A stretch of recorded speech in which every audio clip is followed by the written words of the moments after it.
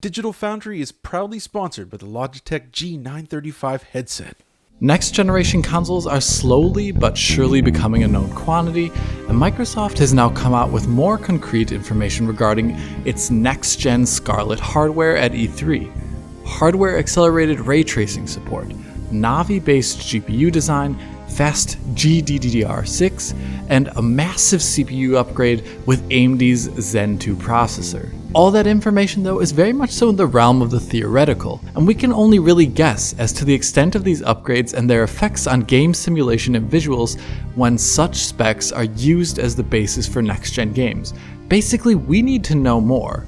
So we need to see games being powered by said hardware. And Halo Infinite is looking to be the first game we have seen confirmed from Microsoft to be on this future hardware and designed with it in mind. I thought it would be a great idea to look through this trailer then and point out those areas that I find particularly interesting from a rendering standpoint and what they specifically mean within the context of a next-gen console. So let's sit down, clean off our glasses, and take a closer look at this first next-gen game from Microsoft and 343 Studios. Right after the first few seconds, the most immediately recognizable facet of this trailer was not something seen in any still frame, rather an accumulative effect over multiple frames. Temporal anti-aliasing? Nah. Motion blur? Nah. I'm talking about the frame rate, of course, that smooth 60 FPS target. In Halo 5 before, the 60 FPS was the pillar upon which the entire gameplay experience was based. Much of the engine design and visual effects were mounted upon that pillar. That is a great pillar to have, but the problem is that the Xbox One base console hardware was lacking in almost all areas, to be completely frank. As my colleague John covered back then, this meant taking a number of drastic shortcuts regarding rendering resolution in a number of scenes, having art and effects which were tailored to be low cost at all times. Much of the lighting and shadowing in many scenes was baked and static. Particle effects faded out and achieved very low resolutions. Halo 5 was kind of caught in that cross-generational cauldron of sorts, where a lot of materials looked okay, but the lighting material properties looked much more like something you would see out of Halo 4 than you might see out of other targeting 60 FPS titles like Call of Duty Advanced Warfare. It basically did not live up to the heights that we had come to expect from the phrase physically based materials. All of these cuts and compromises and design goals to target 60, and that was not even the entire experience. To keep cutscenes believable and attractive, the rendering there took on a much more focused look, with rendering being static and cropped and the frame rate targeting just 30 FPS, allowing for the highly detailed character models, real-time lighting and shadowing, and a nice stretched bokeh depth of field to come into its own. Something definitely not possible on based Xbox One hardware without serious compromises otherwise. While we cannot indeed say this is Xbox Scarlett target hardware, or rather a PC of unknown specifications, the upgrades over the previous engine here come to the fore in an obvious manner. Even though this is a cutscene sequence here, it is indeed rendering out at 60 FPS, while keeping up a visual quality exceeding that of Halo 5 greatly. Individual elements themselves are also of a completely different caliber on this new Slipspace engine from 343. While Halo 5 uses a smattering of mixed baked lighting and shadowing elements that showed great discontinuities in many scenes, all of the direct lighting and shadowing here, in this cutscene at least, has the look of being real time. Many of the lights on display cast real-time shadow maps, which for the most part look crisp for these character close-ups and are not missing a beat. Although in a scene or two you can see obvious undersampling problems and resolution blockiness on movement of the smaller elements such as on Master Chief's armor here, or in the shadows cast from this character model's hair in this very specific close-up. Beyond shadows, lighting itself seems to be using a more unified approach that allows for the shadowing and shading of particles from arbitrary light sources. Such as in this scene right here, where you can see the spinning emergency lighting having a dynamic effect and showing obvious shadows within the particle itself.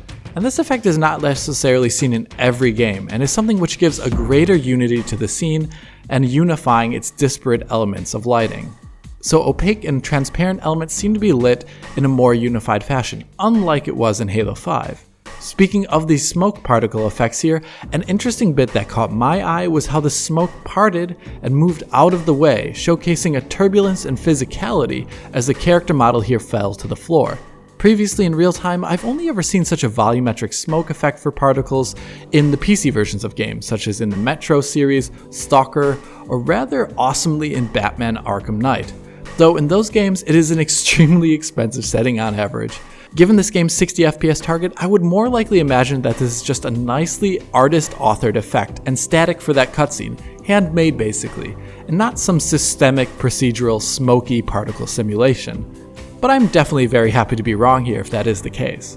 Along with the lighting of the particles itself, the use of volumetric lighting in the trailer was ever present and a great unifying force in the various cutscenes. Whether that is in the light pouring in from the outside of the ship through its windows, that general hazy, dust mote filled look to many of the areas inside this Pelican here, or from those small lamps lighting up the Mark III armor, or how the Master Chief's headlamp casts light here in this rear loading bay. There's almost no scene or shot without this volumetric lighting in this trailer. Here I imagine we're looking at a state-of-the-art approach based upon lighting up the medium of fog volume placed in these spaces. Hence how each and every light seems to have this hazy glow around them, and not just a few select ones. But what would all this nice lighting be for if the objects lit up by it failed to live up to such a standard?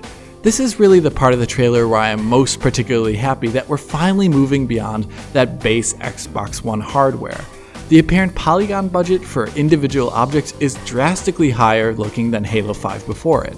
Many reasons can exist for that, such as a more efficient culling of unseen polygons, as the most recent Call of Duty engine has recently taken advantage of, or it could be the increasing of the base spec of the target machine, here Xbox One to Xbox Scarlett. Or perhaps something as simple as a shifting of resources and a better utilization of the polygon budget at hand, so that the geometry utilized in the scene is put into those areas where it's most visible. Looking around at the power tools, the spare helmet here, or these canisters on the ground, everything looks suitably round, and actually has a certain weighty look to it. And that weighty look is definitely aided by the animation on display in this trailer, such as when the Chief's armor is let down from its lofted position and every loose bit of geometry in the scene rattles and is jolted into the air momentarily by the tonnage of his armor. It's a great little touch that I really appreciated. Hopefully we see that same level of physical object interaction and the physical effect of the armor itself in the gameplay, as that is an area that I definitely feel that has been lacking in the Halo series since at least Halo 2. With more lighting being done in real time this time around as well, it feels like it would be a great fit to have more dynamic objects. My personal favorite example of this trailer of this greater density of geometry and greater unified lighting and materials is when we're transferred into the eyes of the Master Chief himself. This is an FPS game after all, and as longtime DF viewers may know, I definitely enjoy a good looking hand model in games, and perhaps a bit too much, but this first glimpse at the gloves that you'll be seeing in nearly every single scene of Halo Infinite definitely does not disappoint. These hands are seriously rich in detail, with the differences in between materials of more worn parts of that leather looking undersuit and those areas that are fresher being extremely stark. Or just look how darn rounded the individual fingers are. They even managed to model in the various studded bits and reinforced components with actual geometry, which still does not break down into obvious polygonal lines at closer inspection. As I say that though, I'm curious how they're achieving some of the detail here on character models or other inanimate objects in the environment, as there's a number of cutaways and recesses shown in these models in the environment here in the trailer that seem a bit decadent if they were to be modeled fully with geometry. Specifically here in this scene, as our bearded Marine is lying on the ground. That recessed cutaway into the floor paneling there looks ultra round and is hard to imagine that being completely made of geometry. If it is geometry, then wow. If it's not, then perhaps they're taking advantage of something that Halo games have not too often done in the past, such as parallax occlusion mapping, where small, recessed, and rounded out cutouts is the perfect use case for parallax occlusion mapped decals. Since it is a negative impression into the surface, it is hard to look at it at grazing angles and see the effect when parallax occlusion mapping is breaking down. At the same time, utilizing parallax occlusion mapping would make this look as round as it does, with a different performance cost. And it would not be the first game to use this trick either, as I've also seen it extensively used in Star Citizen, which is another sci-fi game and is a perfect utilization case. But returning to that scene with that great looking hand model, we get the first taste of Halo Infinite's more obvious post-processing elements in the bokeh depth of field, which has a hexagonal shape and also seems to fade into a film grain of sorts, keeping those areas of the scene less obscured by depth of field still looking decidedly filmic. Unlike in Death Stranding recently, there was no obvious case where depth of field itself looked obviously low resolution or caused flickering in background elements, which is a good thing also. Though I did notice how when geometry was reliefed against it, there was a stark edge produced, and it was possible to see that the internal resolution of depth of field was a bit lower. Like Halo 5 and Halo 4 before it, 343 has decided not to utilize any camera or per object blur here, even in cutscenes, and each and every still frame is crystal clear, well, to a point. While it is not completely possible to tell here, I imagine we're also looking at the first Halo game since Halo Reach to utilize a form of temporal anti-aliasing. I do not say this because I saw obvious TAA artifacts such as ghosting. On the contrary, this trailer is basically free of ghosting, which is very curious indeed. But rather I say this due to the general lack of aliasing from objects of high specularity, as in very reflective objects, which usually have a lot of aliasing. Sure, 4K here is a high resolution, but this trailer is very clean in general in regards to aliasing. Only minimal aliasing can be seen in distant detail, occasionally, so I can imagine that we're seeing a form of TAA in play here. The last bit of the trailer here that I think deserves a particular focus is something that I had zero evidence of when looking through it.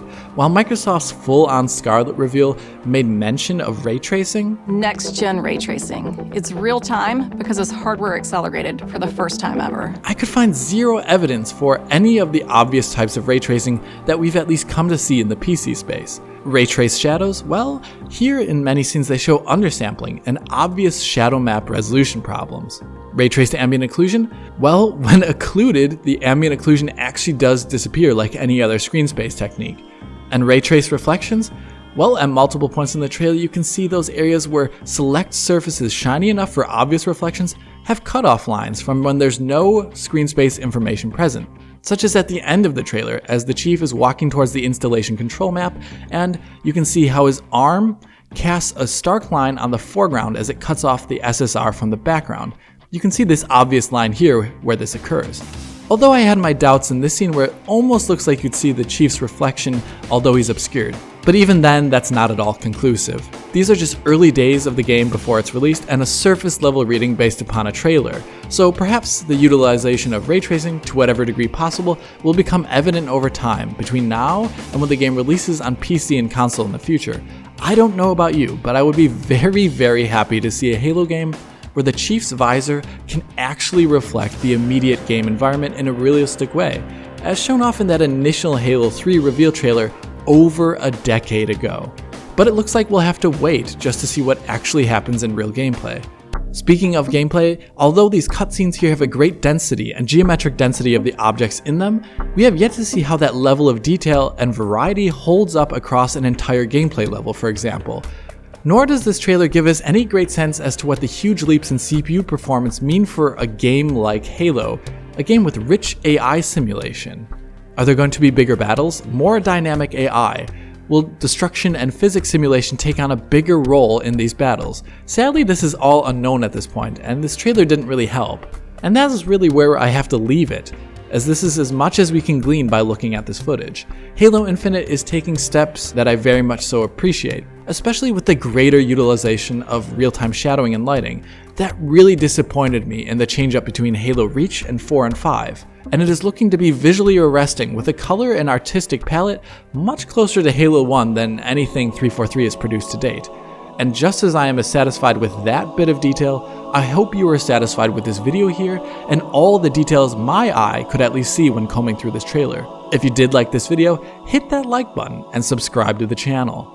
If you're already a subscriber, well, hit that little bell button in the corner to be informed as soon as Digital Foundry posts a video. If you would like to see us at Digital Foundry putting out more videos covering E3 trailers like this, well, write your suggestions below or write and follow me and Digital Foundry on Twitter. And as always, this is Alex, bidding you farewell und auf Wiedersehen.